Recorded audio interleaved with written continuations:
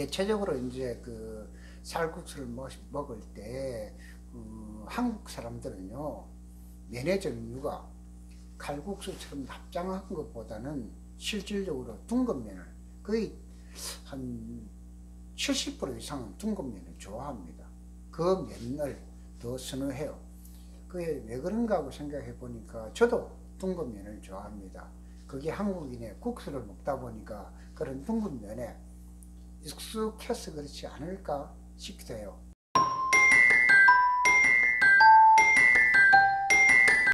그리고 이제 그 우리나라에 진출한 쌀국수 집들의 거의 대부분이 메뉴판을 보시면은 거의 다가 퍼로 되어 있는 경우가 많고, 거기에 고명이나 기타 그 만드는 것이 쇠고기를 양지든 뭐 차돌백이든 거의 다 쇠고기를 제공한 쌀국수가 주를 이루고 있습니다. 근데 여러분들도 새로운 쌀국수를 한번 접해 보시면은 그게 상당히 다르다, 특색이 있다 이렇게 생각하실 겁니다. 제가 먹어본 쌀국수 중에서는 남쪽 중부지방에서 쌀국수를 만들 때도 그것도 이제 그 특성에 따라서 조금 다릅니다만은 돼지 족발로 만든 쌀국수인데 그게 또 상당히 특색이 있고 두 그릇 세 그릇 먹고 싶은 욕구를 일으킬 만큼 한국인의 입맛에 잘 맞습니다. 또 그리고요, 그 나라에서는 비싸지 않는데 한국에서는 많이 비싸지만은 쇠꼬리를 만든 쌀국수 있습니다. 그것도 족발국수처럼 상당히 맛있는 쌀국수였어요. 여러분들이 이제 보통 보면은 그 중부지방에 분포회라는 쌀국수인데 그건 중부지방의 쌀국수예요. 회국수 이렇게 베트남 사람들은 많이 말해요. 그러면 중부지방의 쌀국수는 거의 다 분입니다. 거의 다 면 자체가 둥글어요. 둥글는데 그 속에서 쇠고기 국물로 우려냈고 그 속에 고명이나 여러 가지가 선지도 들어가고 갖가지 뭐 두부 형태도 들어가고 다양하게 들어가더라고요. 뭐 어떤 보면은 그 이것저것 막 넣어서 이렇게 하는데 국물이 상당히 매력적입니다. 기름기가 아주 많은 그런 국물도 있고, 어떨 때는 아주 국물이 똑같은 그 지방의 국수인데도 국물이 맑고 담백한 것도 있었어요. 그러니까 그런 부분에 대해서도 또 그렇고요. 또 이제 어찌 보면은 또 보통 쌀국수의 종류에서는 고기를 쉽게 말해 육류를 생략하지는 못했는데 닭고기로 만든 쌀국수 있잖아요. 그것도 있습니다. 그거는 많이 유통되고 있어요. 베트남에서 쇠고기를 함부로 먹지 못할 때 대용으로 닭고기가 사용되었다가 그게 지금 보편화되었던 것 같아요. 저도 사실은 쇠고기보다 닭고기 국수를 더 좋아합니다. 심지어는 국수 종류 중에서는 저쪽에 박장지역, 박장지역이라고 중국과의 그 접경하는 그쪽 지역으로 올라가면은 그한 말로 하면은 우리나라 보신탕처럼 개고기로 만든 쌀국수 있었어요. 저는 깜짝 놀랐습니다. 그런데 맛을 보면 참 솔직히 말해서 먹고 싶지는 않았어요. 물론 선입견이 있어서 그런 건 모르지만은 그 나라 사람들도 그런 것들을 아마 지금도 다양하게 연구를 하고 발전시키는가 봐요. 그리고 북쪽에 가면은 또 이 참 묘한 쌀국수가 일본에도 많이 소개되는 쌀국수가 있어요.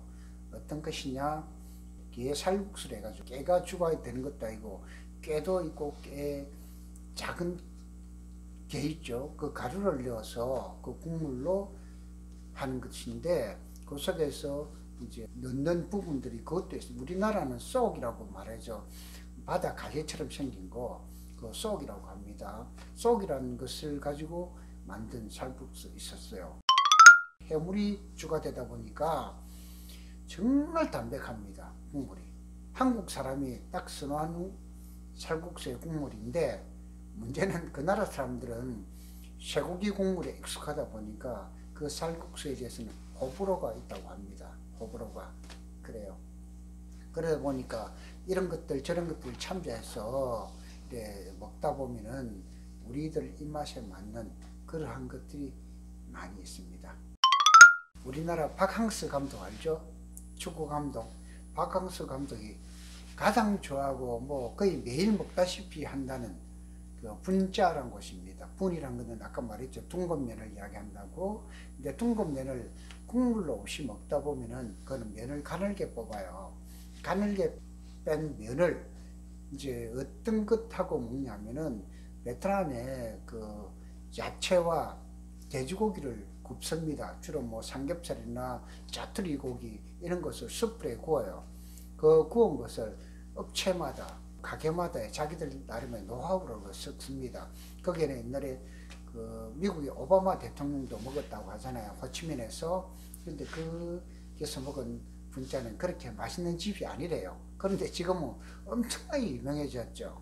근데 제가 먹어본 그 각종 그 분짜 중에서 하이퐁에도 베트남 하이퐁이라는 도시에서 먹었던 분짜도 참 맛있는 곳이 있었어요. 특히 거기는 고기를 구울 때 아주 특색 있게 만들었습니다. 숯불에. 그 노하우는 가르쳐 주지는 않았습니다만 카레 같기도 하고 여러 가지 땅콩 가루 같은 것들이 곁들여져서 고기에 구운 고기가 노릿노릿한 멋진 색감을 가지면서 거부감이 없게 되어 있는 건데 가격은 좀 비쌉니다만 맛은 정말 기가 막혔습니다.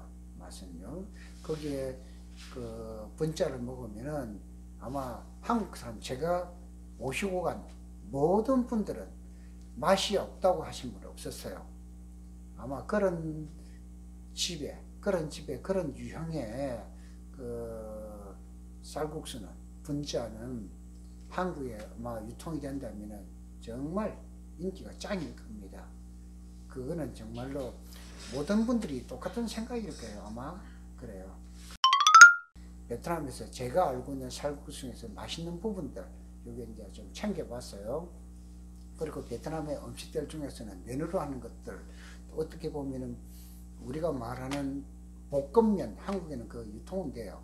그 이제 미사오, 퍼사오 이런 것도 있는데 보사오는 납작면을 가지고 볶음면 그 볶아서 이제 그 먹는 겁니다. 그리고 미사오는 노란면이라는데 그게 사실 노란면이 아니고 어떻게 보면은 그거는 베트남 라면을 가지고 많이 해요. 베트남 라면을 가지고. 그게 편하거든요. 베트남 라면이 우리나라 라면면하고 비슷하게 생겼는데 짭습니다. 짭고 또 묘한 매력적인 맛을 가지고 있어요. 짜다 보니까 뭐 별다른 거 넣지 않아도 비온하고 막 이런 것만 섞어서 야채하고 볶아주는데도 맛은 먹을만 합니다. 그게 이제 그 면들은 다들 베트남에만 있는 것이 아니고 인근에 캄보디아 이런 곳까지 다 퍼져나가 있습니다. 그래요. 한쯤 가서 내가 뭔가를 베트남에서 해야 할 것들을 찾다 보면은 아직 국내에는 그게 많이 유통되고 활성화되지 않은 것도 많습니다. 노력하면요 좋은 아이템도 찾을 수 있을 거라 생각합니다. 감사합니다. 네.